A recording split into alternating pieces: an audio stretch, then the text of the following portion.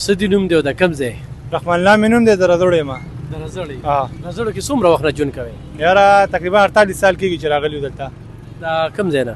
افغانستان نه. افغانستان نه. اوس تاسو واپس تګ دی نو دې ته څنګه ګورئ؟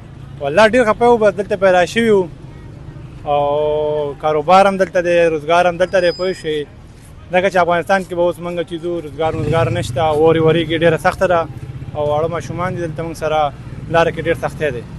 دا خو ګڼئ که نه چې پردي کټ د نیمې شپې وي، تاسو سره ښه پیسه شته دی خو کور ځان له نه پخوئ وجه چې ځو به پردیس کې یې که نه ژوند نو دې ته خو تیار یې که نه؟ ولې نه، ځکه چې یو سړی چې په بل ځای کې اوسېږي نو په پردي کور کې خو ته کار نشي کولی، ځکه چې دا سرکاري دی موږ پکې اوسېږو، بس کچه کورونه جوړ کړي دي چې موږ سره نشنلټي د پاکستان وایي که نه، نو دلته بیا موږ خپل ځمکه اخیستی شو، کار هم کولی شو، کور هم جوړولی شو.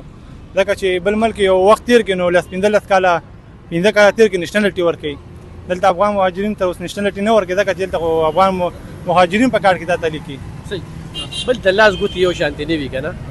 نمک حرامه دلته هم شته په دې ملک دننه، نمک حرامه هلته هم شته. اکثر بیا موږ ته خلک ووایي ته مهاجرو پسې خبرې کوې، نو زه هغه مهاجرو پسې خبرې کوم چې کوم مهاجر په دې ملک کې ژوند کوي او موږ پسې خبرې کوو. نه خبرې صحیح ده، خو په لاس 15 ګوتې خو یو شانتې نه دي چې کوم دلته اوسېږي هغه غونډ په بار کې دي خلک چې کمې خبرې کوي، او چې افغانستان کې کم دي هغه په بار کې دي که نه، دا خبرې کول دي. موږ دلته روزګار کوو، دلته پیدا شوي، دلته ولې بدې خبرې چالو وکړو؟ پوه شوې؟ یاره پاکستان تاسو له مینه هم درکړه، د دې ځای خلکو هم درکړه، 48 سال بس ته ځې زړه دې هر لړي خفه دی، موږ هم درپسې خفه وو، خو تګ دی نو چې ته لاړ شې نو بیا موږ پسې به خبرې کوې، لکه داسې جایز ده؟ نه مړه ولې به خبرې کوو، دلته موږ پیدا شوي وو. دا مثال در کوم دغه خلک راپسې کوي لګیا دي. نه ولې به راپسې کوي مړه، لاس 15 ګوتې خو یو شانته نه دي چې تا پسې خبرې وکړې. دلته پیدا شوی دی، دلته رزق دلته دی، ګټلي دلته پیسې کاروبار یې کړی دی، خو نه ده دې خلکو مینه درکړه. ولې مینه نه راکوي؟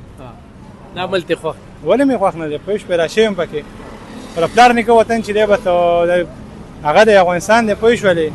ځکه چې زه به خفګان شته دلته. پوه شوې؟ دلته پیدا شوي